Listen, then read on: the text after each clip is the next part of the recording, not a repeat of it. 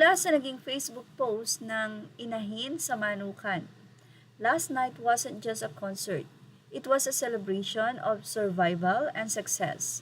I'm so proud to be 18 in an industry that can often feel loud and transactional. We found artists who lead with soul and sincerity. Every time magpe-perform sila, they remind us that we aren't just stats or followers. They make us feel love through the intentionality of their music. Appreciated by always taking the time to acknowledge our support. Valued by creating a safe space for us to be ourselves. Pinaka-best is despite the awards and the global stage, they stay rooted and humble, never forgetting where they started or the people who helped them get there. We aren't just stunning the best artists in the industry, we're supporting the best kind of people. Cheers to the music that heal us and the limang bano who always keep us proud. Sa isang interview ng ABS-CBN sa SB19 matapos ang nasabing concert, sinabi ni Ken na napaka-risk na ginawa nila na desisyon ang mag-perform sa SMDC. At talagang matindi yung pinag-isipan nila, especially the gastos.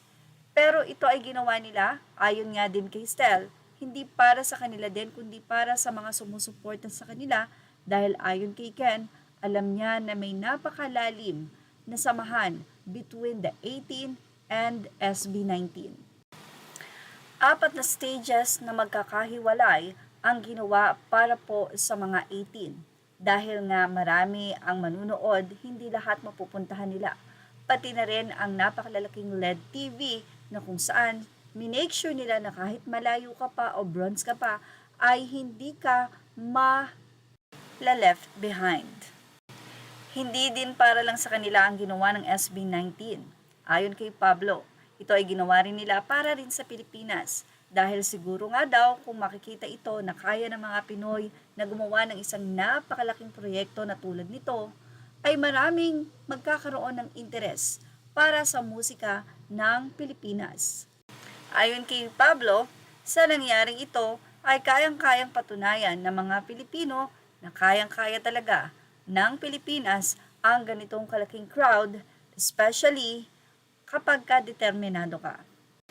Ibinahagi din ng ABS-CBN at proud na sinabi na isa sa sumuporta sa kapamilya ay sila Vice Ganda, ang executive nilang sila Cory Vidanes at si Ryan Bang, pati na rin si Darla ay nandoon sa concert para suportahan ang SB19.